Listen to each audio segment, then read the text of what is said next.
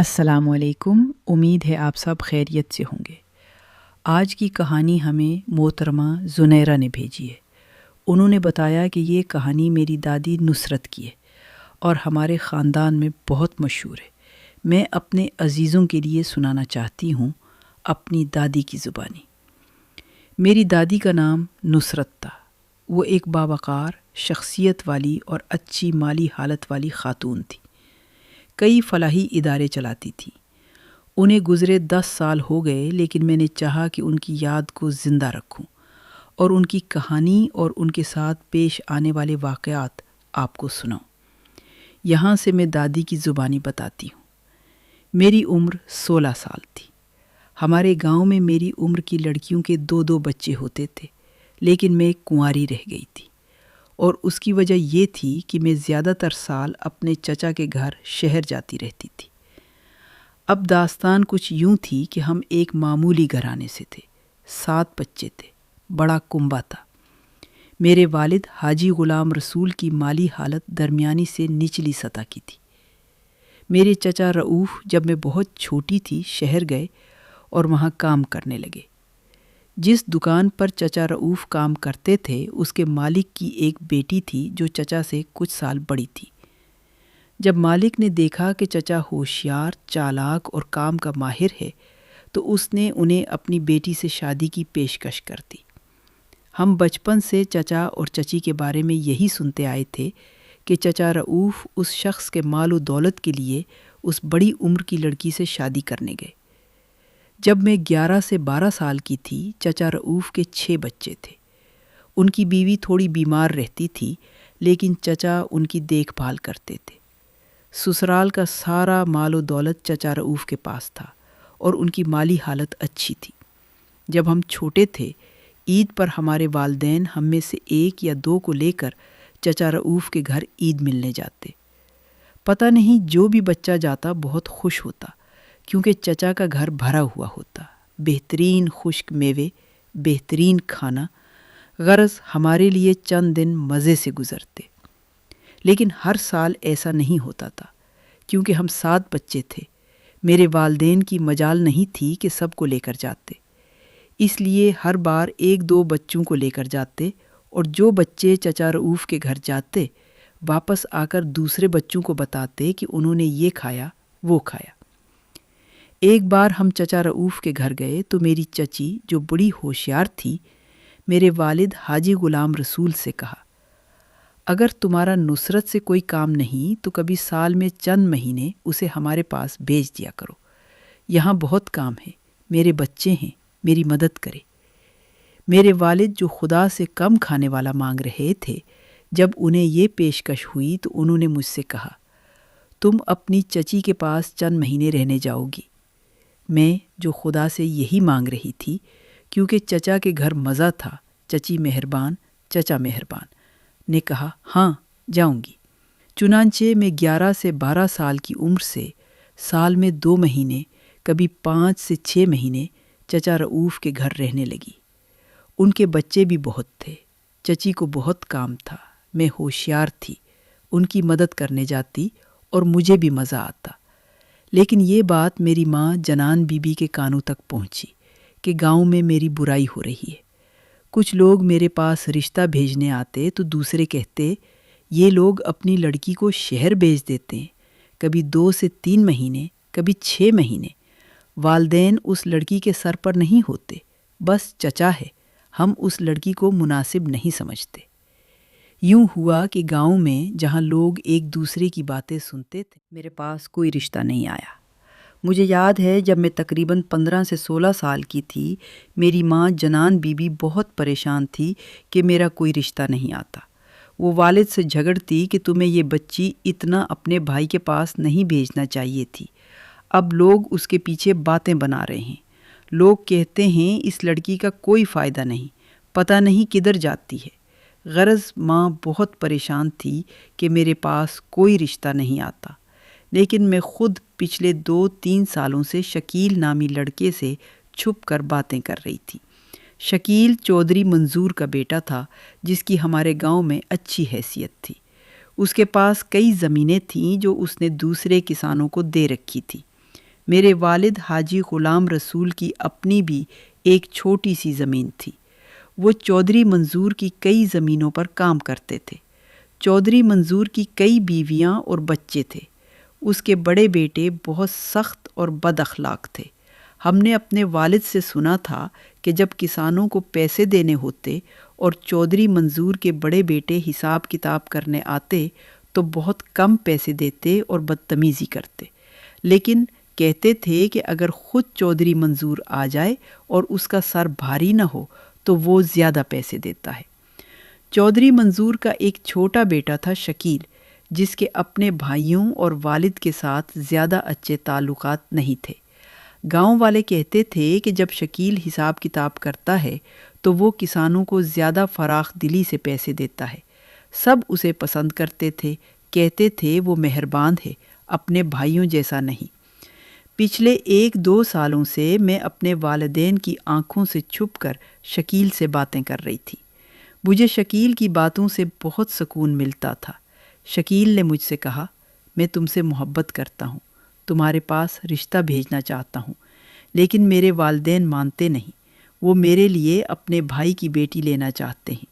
انہوں نے بات بھی کر لی ہے، لیکن میں ایک دن ان کے سامنے کھڑا ہو جاؤں گا اور تمہارے پاس رشتہ بھیجوں گا۔ ایک دن میں نے اس سے کہا، شکیل، میرے پیچھے بہت باتیں ہیں۔ میری ماں کہتی ہے کیونکہ ہم نے تمہیں چچا کے پاس بھیجا ہے اس لیے کوئی تمہیں قبول نہیں کرتا، کوئی رشتہ نہیں بھیجتا۔ شکیل ہنستے ہوئے کہتا، اچھا ہے، کوئی نہیں آتا، میں آخرکار اپنے والد کو مانا لوں گا اور آؤں گا۔ اگر نہ مانے تو میں کسی نہ کسی طرح تم سے شادی کر لوں گا۔ جب میری ماں پریشان ہوتی تو میں انہیں یہ بتانے کی ہمت نہیں کر پاتی۔ غرض شکیل نے بہت کوشش کی لیکن کوئی اس کی بات نہیں سنتا تھا۔ ایک دن اس نے کہا کہ میں خود جا کر اپنے والد سے کہوں گا، لیکن اس کے والد نے جب سنا کہ وہ میرے والد سے بات کرنے جانا چاہتا ہے تو اس نے اپنے بڑے بیٹے کو میرے والد کے پاس بھیجا کہ تم خود اپنی زبان سے اسے جواب دے دینا کہ ہم اپنی بیٹی نہیں دیں گے۔ جب میرے والد حاجی غلام رسول کو شکیل کے رشتے کی بات کا پتہ چلا تو وہ خوش ہوئے، کیونکہ وہ چودھری منظور کا بیٹا تھا۔ انہیں بالکل توقع نہ تھی کہ ہم جیسے نچلے درجے کے گھرانے میں رشتہ بھیجے گا، لیکن وہ چودھری منظور سے ڈرتے تھے۔ وہ ماں جنان بی بی کے پاس آئے اور کہا، یہ لڑکا ہماری لڑکی چاہتا ہے، لیکن یہ لوگ ناراض ہیں، میں ہمت نہیں کر سکتا کہ ہاں کہوں۔ اس کے بیٹے نے مجھ سے کہا ہے کہ تم کہنا میں بیٹی نہیں دوں گا۔ جب شکیل آیا اور میرے والد نے کہا میں تمہیں بیٹی نہیں دوں گا تو اسے پتہ چل گیا کہ اس کے بھائی آ کر کچھ کہہ گئے۔ اس نے کہا، وہ کچھ نہیں کر سکتے، تم کیوں ڈرتے ہو؟ میں تمہاری بیٹی چاہتا ہوں، اس سے نکاح کروں گا، مت سمجھو میرے والد تمہیں نقصان پہنچا سکتے۔ لیکن میرے والد پھر بھی ڈر گئے اور کہا، نہیں، میں تمہیں بیٹی نہیں دوں گا۔ 1 سال گزر گیا، سارے گاؤں کو پتہ چل گیا۔ شکیل آتا، والد سے بات کرتا، والد جواب دے دیتے، چودھری منظور دھمکیاں دیتے۔ آخرکار شکیل نے فیصلہ کر لیا اور اپنے والد سے کہا، مجھے آپ سے کوئی کام نہیں، نصرت کے والد سے بھی کوئی کام نہیں، میں اس کے چچا سے بات کروں گا۔ وہ شہر جا کر میرے چچا رؤوف سے ملا، جو بہت اچھے اور مہربان آدمی تھے۔ انہوں نے اپنی بیوی سمیت شکیل سے بات کی، دیکھا کہ شکیل مجھے چاہتا ہے تو کہا، فکر نہ کرو، ہم اس لڑکی کو یہاں لے آئیں گے، پھر چودھری منظور کچھ نہیں کر سکتا۔ جب تمہارے والد کہیں گے کہ میں ناراض تھا تو چچا یہ کام کرے گا۔ چودھری منظور کی مجال نہیں کہ مجھے کچھ کہے۔ ہم ہمیشہ کی طرح اس کے والد کو کہیں گے کہ نصرت کو یہاں بھیج دو، ہمیں اس سے کام ہے۔ جب وہ آئے گی میں کسی نہ کسی طرح اپنے بھائی کو یہاں لاؤں گا، تم نکاح کر لو اور اپنی زندگی شروع کرو۔ کسی نہ کسی طرح تمہارے والد کو بات ماننی پڑے گی۔ غرض میرے چچا رؤوف اور چچی سبب خیر بنے، اور ہمیشہ کی طرح مجھے اپنے پاس بلوایا۔ میں گئی تو شکیل آیا اور ہم نے وہاں نکاح کر لیا۔ ہم دونوں اپنے گھر والوں سے الگ تھلگ ہو گئے۔ میرے والد نے ڈر کے مارے کہا تھا کہ یہ لڑکی خود سری نہیں کرے گی۔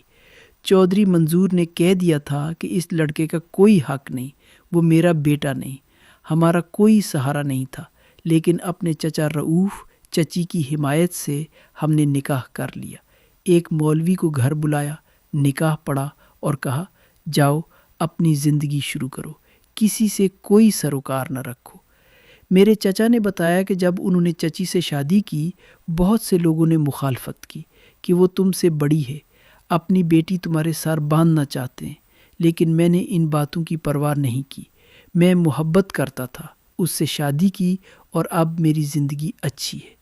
تب میں نے محسوس کیا کہ میرے چچا رؤوف کے بارے میں یہ باتیں کہ انہوں نے مال و دولت کے لیے شادی کی اور اپنی بیوی سے محبت نہیں کے کرتے غلط تھی، کیونکہ میں نے ان کے درمیان محبت دیکھی تھی۔ شکیل نے مجھے ایک ہفتے کے لیے میرے چچا رؤوف کے گھر چھوڑ دیا اور کہا میں جا کر کام اور گھر کا انتظام کرتا ہوں، پھر آؤں گا اور تمہیں اپنے ساتھ لے جاؤں گا۔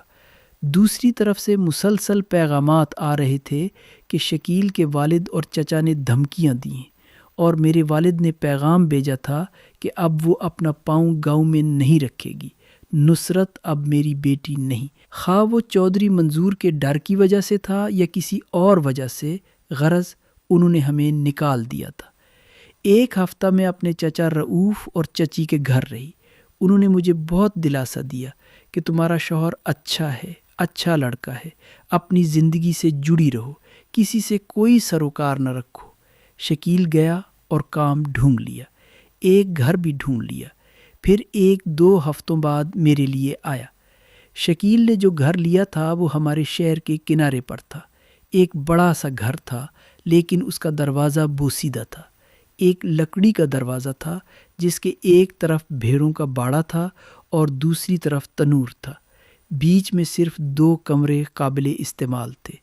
اس بڑے سے صحن میں ایک طرف گھاس ڈھیر کر رکھی تھی، دوسری طرف وہ بالٹیاں تھیں جو دودھ دھونے کے لیے استعمال ہوتی تھی۔ وہ بہت پرانی تھیں اور اب استعمال نہیں ہوتی تھیں۔ بھیڑوں کا باڑا خالی تھا، صرف اس کی گھاس وہاں رکھی جاتی تھی جو زمین کا مالک کبھی لا کر رکھ دیتا اور کبھی لے جاتا۔ اس بڑی سی زمین میں صرف 2 کمرے تھے جن میں ہم رہ سکتے تھے۔ ایک بڑا لکڑی کا دروازہ تھا جس پر کوئی خاص تالا نہیں تھا۔ چچا رؤوف اور چچی نے ہمیں کچھ سامان جہیز کے طور پر دیا تھا، غرض ہم نے اپنی زندگی ایک ساتھ شروع کر دی۔ میں صرف اس خوشی میں تھی ہم ساتھ رہ رہے ہیں۔ چچا کی باتیں میرے کانوں میں تھی، کسی سے کوئی سروکار نہ رکھو، اپنی زندگی سے جڑی رہو۔ وہ 2 کمرے مٹی سے بھرے ہوئے تھے اور بہت عرصے سے کوئی ان میں نہیں رہا تھا۔ صبح سویرے جب شکیل کام پر جاتا، میری ساری توجہ ان 2 کمروں پر ہوتی۔ میں جھاڑو دیتی، پانی چھڑکتی، جو قالین چچا نے دیا تھا اسے بیچ میں بچھا دیا۔ جب شکیل نے تھوڑا کام کیا تو ہم نے مل کر کپڑا خریدا۔ میں نے اسے کیلو سے ٹھوک کر پردے بنا لیے۔ جو کچھ چچا اور چچی نے دیا تھا میں نے اسے اچھے سے استعمال کیا۔ ہر صبح جب شکیل کام پر جاتا میں ان 2 کمروں میں مصروف ہو جاتی۔ میں نے سفید کپڑا لے کر کھڑکیوں کے پیچھے ٹھوک دیا، کھڑکیاں صاف کی، چچا اور چچی کا دیا ہوا قالین بچھایا، اس کے اطراف میں پانی چھڑکتی۔ اتنا قالین چھوٹا تھا کہ پورے کمرے میں نہیں پہنچتا تھا، ایک طرف کی مٹی کی فرش تھی۔ میں صبح سویرے پانی چھڑکتی، جھاڑو دیتی، غرض میں نے مٹی سے بھرے ان 2 کمروں کو آہستہ آہستہ صاف ستھرا کر دیا، سفید پردوں کے ساتھ۔ وہ میز جو چچا نے دی تھی میں نے اسے ایک کونے میں رکھ دی، اپنے کپ رکھ دیے۔ شام کو جب شکیل آتا میری چائے تیار ہوتی اور کھانا تیار ہوتا۔ ہم بہت اچھی زندگی گزار رہے تھے۔ میں اپنے آپ سے کہتی اگر میری ماں جنان بی بی جانتی کہ میں کتنی خوش ہوں، میری زندگی کتنی اچھی ہے، تو وہ اتنی پریشان نہ ہوتی۔ لیکن میں جانتی تھی کہ میری ماں پریشان ہے، پھر بھی مجھے امید تھی کہ ہماری زندگی دن بدن بہتر ہوگی۔ چودھری منظور اپنی حرکتوں سے باز آ جائے گا اور ہم اپنی زندگی گزاریں گے۔ میں کہتی آہستہ آہستہ میرے والد حاجی غلام رسول کو یاد آئے گا، وہ مجھ سے ملنے آئیں گے، میری ماں آئے گی۔ جس علاقے میں ہم رہتے تھے میں نے بتایا کہ یہ شہر کے کنارے پر تھا۔ ہمارا گھر بہت بڑا تھا اور ہم اس کے 2 کمروں میں رہتے تھے۔ اس کے بالکل ساتھ ہی ایک اور گھر تھا، تقریباً ہمارے گھر جتنا بڑا، جس میں 2-3 کمرے تھے۔ باہر سے دیکھنے پر ایک لکڑی کا دروازہ تھا جو ہوا سے کھلتا بند ہوتا تھا۔ کوئی اس میں نہیں رہتا تھا۔ تقریباً 1 مہینہ ہو گیا تھا ہم وہاں رہ رہے تھے۔ شکیل صبح جاتا، شام آتا۔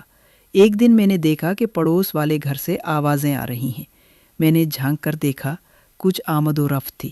میں نے سوچا اچھا کوئی آ کر اس گھر میں رہنے لگا ہے۔ شام کو جب شکیل آیا تو میں نے کہا، شکیل لگتا ہے کچھ لوگ پڑوس میں آ کر رہنے لگے ہیں، جب ہم آئے تھے تو کوئی نہیں تھا۔ شکیل نے کہا، اچھا خدا کا شکر ہے، اب ہم اتنے اکیلے بھی نہیں رہیں گے، اچھا ہے کوئی پڑوسی ہے۔ غرض ہم اپنی زندگی میں مصروف تھے۔ ایک دن صبح شکیل نے ناشتہ کیا اور کام پر چلا گیا۔ میں نے کپ اٹھائے اور صحن کے ایک چھوٹے سے حوض کے پاس لے گئی جہاں میں کپ دھوتی تھی۔ اتنے میں نے محسوس کیا کہ ہمارے صحن کا لکڑی کا دروازہ کھلا۔ اس دروازے پر کوئی تالا نہیں تھا۔ دروازہ ہلا اور کھلا۔ میں نے دیکھا ایک بچہ آیا، جھانک کر صحن میں دیکھا۔ جیسے ہی میں نے اسے دیکھا وہ فوراً چلا گیا۔ میں نے ایک پتھر اٹھایا اور دروازے کے پیچھے رکھ دیا تاکہ دروازہ اپنے آپ نہ کھلے۔ پھر میں کپ لے کر کمرے میں آ گئی۔ کپ رکھ کر میں نے میز پر ایک کپڑا ڈالنا چاہا اور اس کے کنارے پر پھول کرنا چاہا۔ میں قالین پر بیٹھ گئی، تکیے سے ٹیک لگایا، سوئی میں دھاگا پرو رہی تھی کہ ایک کپڑا ہلتا ہوا نظر آیا۔ میں نے دیکھا تو لگا جیسے کوئی شخص میرے سامنے کھڑا ہے۔ میں نے سر اٹھایا تو دیکھا ایک لمبی، پتلی، رنگین آنکھوں والی عورت۔ مجھے یاد نہیں آنکھوں کا رنگ کیا تھا، بس اتنا یاد ہے کہ آنکھیں رنگین تھیں اور اس کے بال چہرے پر اس طرح بندھے ہوئے تھے جیسے اس کی شکل ہی کچھ اور تھی۔ جیسے ہی میں نے سر اٹھایا اور اسے اپنے سامنے دیکھا، میں نے سوئی، دھاگا اور کپڑا جو میرے ہاتھ میں تھا پھینک دیا اور صحن میں بھاگ گئی۔ میں نے پھر ہمت نہیں کی کہ کمرے میں واپس جاؤں اور دیکھوں۔ میں بہت ڈر گئی تھی۔ میں صحن میں بیٹھی رہی، پتہ نہیں کیا کروں۔ میں حوض کے پاس گئی، منہ پر پانی ڈالا، کھڑکی سے اندر دیکھا تو کچھ نظر نہیں آیا۔ میں نے سوچا شاید میں نے وہم کیا، لیکن کمرے میں جانے کی ہمت نہیں ہوئی۔ تھوڑی دیر صحن میں بیٹھی رہی، ٹھنڈ لگ رہی تھی۔ آہستہ آہستہ میں نے دروازہ کھولا۔ کمرے میں دیکھا تو کچھ نہیں تھا۔ میں نے سوچا واقعی وہم تھا، تنہائی کی وجہ سے۔ پھر بیٹھ کر سوئی میں دھاگا ڈالا اور کڑھائی شروع کر دی۔ اس دن جب شکیل گھر آیا تو میں نے اسے بتایا، شکیل آج صبح میں کپ دھو رہی تھی تو ایک لڑکا آیا، ہمارے گھر میں جھانکا۔ میں نے دروازے کے پیچھے پتھر رکھ دیا، پھر میں نے یہ تصویر دیکھی۔ شکیل ہنس کر بولا، تم وہم کرتی ہو، اتنا بیٹھ کر رونا اور اپنی ماں اور بہن کو یاد کرنا چھوڑ دو، یہ سب وہم ہے، آہستہ آہستہ ٹھیک ہو جائے گا، ہماری زندگی اچھی ہوگی۔ وہ مجھے ڈھارس دے رہا تھا۔ وہ دن گزر گیا۔ 2-3 دن بعد ہمارے پاس ایک تہہ خانے میں ایک کمرہ تھا جہاں پہلے باورچی خانہ تھا اور انہوں نے اپنا سامان رکھا ہوا تھا۔ کئی چٹائیاں اور ٹوکریاں تھیں۔ میں نے شکیل کے ساتھ مل کر سبزی خرید کر رکھی تھی۔ میں نے سوچا وہاں سے ایک ٹوکری لے آؤں اور دھو لوں، کیونکہ میرے پاس چچا اور چچی کے دیے ہوئے چند برتنوں کے علاوہ کچھ نہیں تھا۔ سیڑھیاں بہت اونچی تھیں۔ آہستہ آہستہ میں نیچے اتری۔ میں نے دیکھا کہ تہہ خانے کے ایک طرف سے روشنی آ رہی تھی۔ میں اس روشنی میں ٹوکریاں ڈھونڈ رہی تھی۔ اتنے میں نے محسوس کیا ٹوکریوں کے پیچھے ایک چھوٹے قد کا شخص ہے، وہی بچہ جیسا جو میں نے دیکھا تھا، جھانکتا ہوا، لیکن لگتا نہیں تھا کہ وہ بچہ ہے۔ اس کا چہرہ بڑے آدمی جیسا تھا، لیکن قد اور قامت ایک موٹے بچے جیسی تھی۔ جب میں نے اسے دوبارہ ٹوکریوں کے پیچھے دیکھا، میں اتنی تیزی سے سیڑھیاں چڑھ کر آئی کہ ٹوکری وہاں سے نہیں اٹھائی۔ آخری سیڑھی پر میرا پاؤں پھنس گیا اور پنڈلی سیڑھی سے ٹکرا گئی۔ بہت درد ہوا، لیکن میں اتنی ڈری ہوئی تھی کہ درد محسوس ہی نہیں ہو رہا تھا۔ پھر شکیل کو بتایا تو اس نے پھر کہا، تم وہم کرتی ہو، بیٹھ کر قرآن پڑھو، یہ وہم نہ کیا کرو۔ تھوڑی دیر بعد مجھے پتہ چلا کہ میں امید سے ہوں۔ جب میں نے شکیل کو بتایا تو اس نے کہا، دیکھا میں نے کہا تھا تم وہم کرتی ہو۔ ان بھی جب امید سے تھی تو ہمارے گھر آ کر رہتی، کہتی مجھے اپنے گھر جانے سے ڈر لگتا ہے، صرف رات کو اپنے شوہر کے ساتھ جاتی اور پھر آ جاتی، وہ اکیلے گھر میں رہنے سے ڈرتی تھی۔ اس کے بعد کئی بار میں نے وہ سائے دیکھے، وہ لمبی عورت کو بھی دیکھا، لیکن شکیل کو بتانے کی ہمت نہیں کی، کیونکہ میں خود کہہ چکی تھی کہ میرے پاس دل اور ہمت ہے۔ میں یہ نہیں کہنا چاہتی تھی کہ میں ڈر گئی۔ خود اس نے پوچھا، کچھ اور دیکھا؟ میں نے کہا، نہیں، اب کچھ نہیں دیکھا۔ ایک دن شام کے وقت میں صحن میں تھی۔ میں نے سر اٹھایا تو آسمان کی طرف دیکھ رہی تھی کہ میں نے دیکھا ہمارے کمرے والے حصے کے اوپر کوئی شخص چل رہا ہے۔ کوئی شخص جیسے اس نے سر نیچے کر رکھا ہو، نیچے دیکھ رہا ہو، لیکن اس کا چہرہ واضح نہیں تھا۔ ایسا لگتا تھا جیسے اس کے سر پر کوئی کپڑا ہو، وہ نیچے دیکھ رہا تھا۔ ان دنوں میں اتنی ڈر گئی تھی لیکن ظاہر نہیں کرتی تھی۔ کبھی رات کو کئی بار نیند سے اچھک کر بیٹھ جاتی۔ ایک رات میں سوئی ہوئی تھی، میں نے محسوس کیا ایک ہاتھ میرے ہاتھ پر آیا۔ میرا منہ شکیل کی طرف تھا۔ میں سوئی ہوئی تھی۔ میں نے اپنا ہاتھ اپنے ہاتھ پر دیکھا لیکن ہلنے کی ہمت نہیں ہوئی، شکیل کو بتانے کی ہمت نہیں ہوئی۔ میں نے آنکھیں کھول رکھی تھی اور اس ہاتھ کو دیکھ رہی تھی۔ وہ ہاتھ ایسا تھا جیسے کسی ایسی عورت کا ہاتھ جس پر سال گزرے ہوں۔ مرد کا ہاتھ نہیں، عورت کا ہاتھ تھا، لیکن جھڑیوں والا ہاتھ۔ اس رات میں اتنی ڈر گئی کہ اگلے دن میری طبیعت بہت خراب ہو گئی۔ مجھے شدید پیٹ میں درد ہوا۔ میں گھر میں تھی۔ بہت درد ہو رہا تھا کہ میں نے دروازے پر دستک سنی۔ میں نے کسی طرح اپنے آپ کو دروازے تک پہنچایا اور دروازہ کھولا۔ میں نے دیکھا ایک بوڑھی خاتون، بی بی جان، مہربان چہرہ، ایک چادر کمر پر بندھی ہوئی۔ اس نے سلام کیا اور کہا، میں تمہاری پڑوسن ہوں، تمہارے لیے حلوہ لے کر آئی ہوں۔ میں نے شکریہ ادا کیا اور لے گئی۔ اتنا خوشبودار تھا کہ میں وہیں بیٹھ کر کھانے لگی۔ ہوش آیا تو دیکھا کہ تھوڑا سا برتن میں بچا ہے۔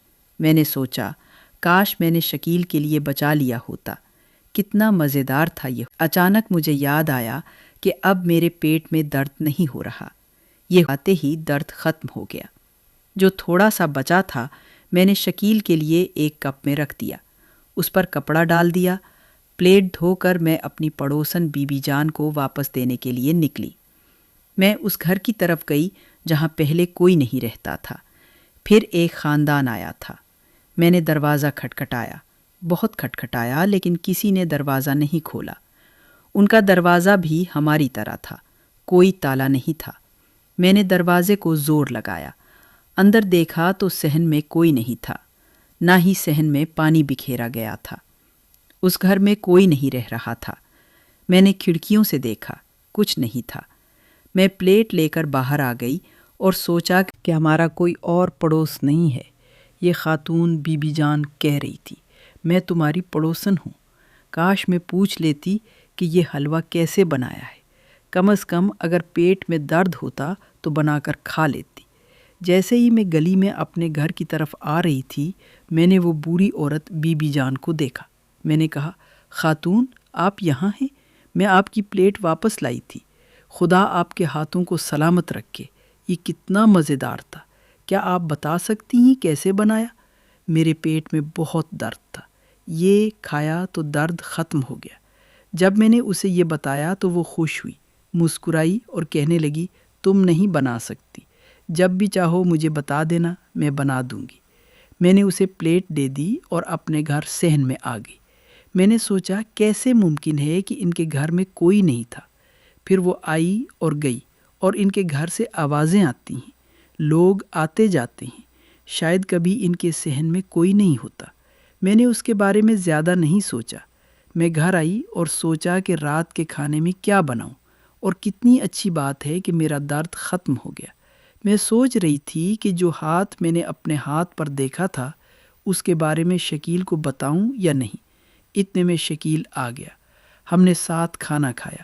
میں نے بتایا کہ پڑوسن بی بی جان نے حلوہ بھیجا تھا، اتنا مزیدار تھا کہ میرا پیٹ درد ختم ہو گیا۔ میں نے اسے تفصیل سے بتایا کہ میں ان کے گھر گئی تو کوئی نہیں تھا۔ پھر میں نے اسے گلی میں دیکھا تو اس نے کہا، تم نہیں بنا سکتی، جب چاہو بتانا، میں بنا دوں گی۔ یہ سب میں نے شکیل کو بتایا۔ پھر تھوڑا سوچ کر میں نے شکیل سے کہا، ہاں کل رات میں نے ایسا کچھ دیکھا، وہ وہم نہیں تھا، میں نے صاف دیکھا، ایک ہاتھ میرے ہاتھ پر تھا۔ شکیل نے تھوڑا سوچا، لگتا ہے وہ بھی ڈر گیا، بولا، تو تبھی مجھے کیوں نہیں بتایا؟ میں نے کہا، میں نے نہیں بتایا، میں نے سوچا تم کہو گے کہ وہم کر رہی ہو۔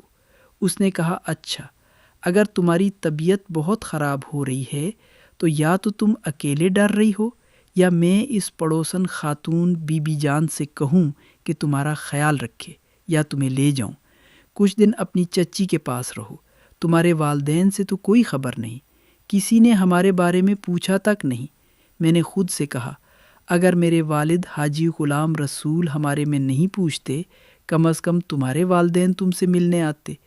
مجھے اس دن اس کی اس بات کا بہت دکھ ہوا۔ اس رات میں نے بہت رو کر اپنی ماں جنان بی بی کو یاد کیا، اپنے والد کو دیکھنے کا دل کیا، لیکن اب اتنی باتیں ہو چکی تھیں کہ میرے والد نے کہہ دیا تھا کہ وہ اپنا پاؤں گاؤں میں نہیں رکھیں گے، اس لیے میں ہمت نہیں کرتی تھی۔ ایک دن صبح میں نیند سے جاگی، میں وضو کرنے گئی تو دیکھا کیا خوبصورت بارش ہو رہی ہے۔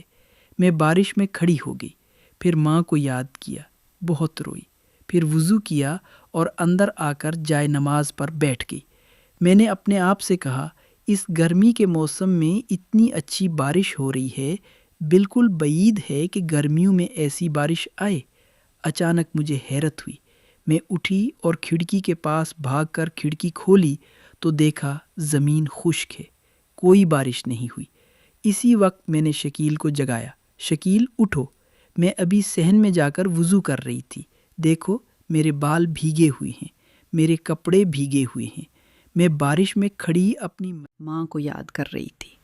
میں نے بارش میں کھڑے ہو کر وضو کیا، اندر آئی تو سوچا اس گرمی کی میں اتنی اچھی بارش کیسے آ گئی۔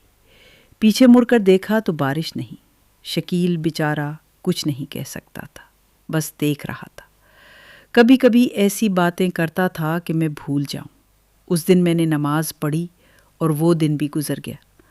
اسی دن تھا کہ میں نے شکیل کو ناشتہ دیا، اس نے الوداع کہا اور دروازے سے باہر گیا تو مجھے ایسا لگا جیسے میرے دل میں آیا کہ میں شکیل کو پھر نہیں دیکھوں گی۔ مجھے جیسے الہام ہوا کہ یہ آخری بار ہے میں شکیل کو دیکھ رہی ہوں۔ جیسے ہی وہ جا رہا تھا میں نے کہا شکیل۔ وہ مڑا، بولا ہاں۔ میں نے کہا اللہ حافظ۔ اس نے کہا اللہ حافظ۔ یہ کہہ کر وہ دروازے سے باہر چلا گیا تو میرا دل بے چین ہو گیا، لیکن میں نے سوچا میں کیا کیا سوچ رہی ہوں، کتنی بیکار سوچیں سوچ رہی ہوں، یہ حمل انسان کا کیا حال کرتا ہے۔ میں تقریباً 3 ماہ کی حاملہ تھی۔ اس دن شکیل گیا، شام ہوئی، رات ہوئی، آدھی رات تک اس کی کوئی خبر نہیں آئی۔ میں صبح تک کمرے میں ٹہلتی رہی کہ یہ آدمی کہاں گیا، کیا ہوا۔ اگلی صبح میں نے چادر اوڑھی اور پورے شہر میں شکیل کو ڈھونڈا، جہاں وہ کام کرتا تھا، ہر جگہ، جہاں میرے خیال میں ہو سکتا تھا، لیکن شکیل کا کوئی پتہ نہیں چلا۔ میں گھر آئی، میرے پاس کچھ پیسے تھے، وہ اٹھا کر میں نے سوچا گاؤں جاؤں، شاید وہ وہاں گیا ہو، اپنے والدین کو بتایا ہو کہ میری طبیعت ٹھیک نہیں ہے، وہ میرے پاس آئیں، یا اپنے والد چوہدری منظور سے بات کرے، ضرور گاؤں گیا ہوگا، لیکن مجھے کیوں نہیں بتایا، پتہ نہیں۔ میں اٹھی اور اپنے گاؤں گئی، اپنے والدین کے گھر کے سامنے دروازہ کھٹکھٹایا۔ میری ماں جنان بی بی نے دروازہ کھولا تو کہنے لگی کیوں آئی ہو؟ تمہارے والد حاجی غلام رسول نے دیکھ لیا تو ناراض ہو جائیں گے، کیا ہوا؟ میں نے کہا کچھ نہیں، شکیل کو ڈھونڈ رہی ہوں۔ ان کا دل چاہ رہا تھا کہ مجھے اندر بلائیں، لیکن وہ ابا کی وجہ سے ڈری ہوئی تھی۔ ان کی آنکھوں میں آنسو تھے۔ انہوں نے میرے ہاتھ پکڑ لیے، کہنے لگی تجھے چھوڑ کر چلا گیا؟ تمہارے والد نے کہا تھا یہ اسے چھوڑ دے گا، چلا جائے گا، آخر کار اپنے والدین کی طرف آئے گا۔ دیکھ میں ہمت نہیں کرتی، ابھی تمہارے والد کو بتاؤں کہ تم آئی ہو۔ جا چوہدری منظور کے گھر جا، دیکھ وہاں تو نہیں گیا۔ میں چوہدری منظور کے گھر کے سامنے گئی تو انہوں نے مجھے بہت گالیاں دی، الزام لگایا کہ تم ہمارے بیٹے کو تباہ کر لائی، پتہ نہیں کہاں گم کر دیا، پتہ نہیں تمہارے ہاتھوں وہ کہاں چلا گیا۔ میں واپس اپنے والد کے گھر آئی تو دیکھا میرے والد حاجی غلام رسول صحن میں کھڑے غصے میں بولے کیا میں نے نہیں کہا تھا اپنا پاؤں پھر یہاں مت رکھنا؟ کیا میں نے نہیں کہا تھا پھر یہاں مت آنا؟ تم ہماری عزت لے گئی، میں تمہیں نہیں چاہتا، جہاں تک اب تک تھی وہی چلی جا۔ میری ماں جنان بی بی پریشان آنکھوں سے دیکھ رہی تھی، لیکن ہمت نہیں کر پا رہی تھی کہ والد سے کہے اسے اندر آنے دے، یا والد سے کہے تم اسے ایسے کیوں کہہ رہے ہو۔ میں نے اپنا سامان نیچے رکھا اور واپس آ گئی اسی گھر میں۔ پھر اگلے دن ہر جگہ جہاں میرے دماغ نے سوچا میں نے ڈھونڈا، لیکن شکیل کو نہیں پایا۔ تیسرے دن پھر وہ بوڑھی خاتون بی بی جان حلوہ کی پلیٹ لے کر آئی۔ جب میں نے اس خاتون بی بی جان کو دیکھا تو لگا جیسے اس کے سوا میرا کوئی سہارا نہیں۔ میں رونے لگی۔ حلوہ کی پلیٹ اس کے ہاتھ سے لی اور کہا، میرے شوہر نہیں ہے، شکیل نہیں ہے، 3 دن ہو گئے وہ نہیں ہے۔ میں اپنی ماں کے گھر گئی، اس کے والد چودھری منظور کے گھر گئی، لیکن اس کا کوئی پتہ نہیں۔ وہ مجھے دیکھتی رہی، کچھ نہیں کہتی تھی، میری باتیں سنتی تھی لیکن جواب نہیں دیتی تھی۔ آخر کار کہا، ٹھیک ہو جائے گا، اب یہ حلوہ کھا لو، ٹھیک ہو جائے گا۔ میں اکیلی پڑ گئی تھی، میرا کوئی نہیں تھا، کوئی مجھے پناہ نہیں دیتا تھا۔ گھر میں جو پیسے تھے وہ ختم ہو رہے تھے، کھانے کو کچھ نہیں تھا، صرف ہر روز وہ خاتون بی بی جان حلوہ لے کر آتی، میں وہ حلوہ کھا کر پیٹ بھر لیتی۔ اس دن جب میں نے اس سے حلوہ کی پلیٹ لی تو میں نے کہا، میں اکیلی پڑ گئی ہوں، میرے والدین مجھے نہیں مانتے، میرے شوہر کا کوئی پتہ نہیں۔ اس نے میری طرف دیکھا اور میں یہ کہنے کی ہمت نہیں کر پائی کہ میرے گھر میں کچھ نہیں ہے، میرے پاس پیسے نہیں کہ کچھ خرید کر کھاؤں۔ جب وہ میرے پاس سے گئی تو پیچھے مڑ کر پھر آئی۔ میں نے دیکھا اس بی بی جان کے ہاتھ میں ایک تھال ہے، اس میں کچھ روٹیاں، پنیر، ایک پیالہ دودھ، ایک پیالہ بہت مزیدار دہی تھا، وہ میرے لیے لائی۔ میں نے اس کا بہت شکریہ ادا کیا۔ لگتا تھا اس نے میری دل کی بات سمجھ لی تھی کہ میں بھوکی ہوں اور میرے گھر میں کچھ نہیں ہے۔ اب یہ اس کا کام بن گیا تھا۔ بیچاری بی بی جان ہر روز ایک تھال بھر کر لاتی۔ مجھے یاد ہے ایک بار میرے لیے زرد چاول لائی جو بہت مزیدار تھے، ایک بار مقامی گھی لائی جس میں دار چینی ملی ہوئی تھی۔ ایسے کھانے لاتی جو میں نے کبھی نہیں کھائے تھے لیکن بہت مزیدار تھے۔ میں حاملہ تھی، دن بدن میرا بچہ بڑا ہو رہا تھا، مجھے بھوک لگتی تھی، کھانے کا دل چاہتا تھا، لیکن میرے پاس اپنے لیے کچھ خریدنے کو پیسے نہیں تھے۔ یعنی اگر یہ ہماری پڑوسن بی بی جان نہ ہوتی تو میں بھوکی مر جاتی۔ رات دن میں شکیل کے لیے روتی، خدایا شکیل کو کیا ہوا، وہ کیوں نہیں ہے؟ نماز پڑھتی، دعا کرتی کہ یہ آدمی مل جائے، کہیں ایسا نہ ہو کہ اس نے مجھے چھوڑ دیا ہو۔ پھر سوچتی آخر ایسی کون سی بات تھی کہ وہ مجھے چھوڑ کر جاتا، میں اس پیٹ کے بچے کے ساتھ بعد میں کیا کروں گی؟ پھر راتوں کو وہی وہم پھر سے آ جاتے، وہی بوڑھی عورت بی بی جان کا ہاتھ جس کے بارے میں نے بتایا، وہی لمبی رنگین آنکھوں والی عورت۔ کئی بار جب میں سوئی ہوئی ہوتی، آنکھ کھولتی تو محسوس کرتی وہ میرے سرہانے کھڑی میرے چہرے میں دیکھ رہی ہوتی۔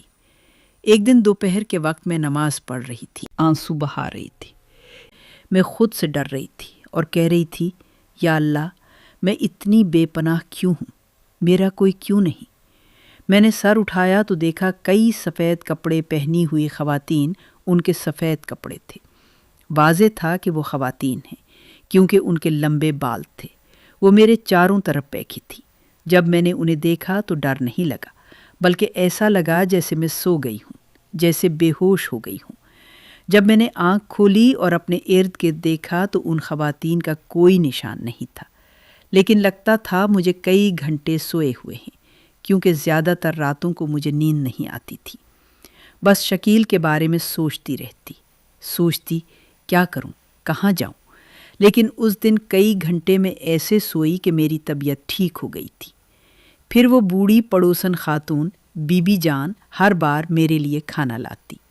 ایک دن وہ آئی، میرے پاس بیٹھ گئی، میں نے اس کے لیے چائے بنائی۔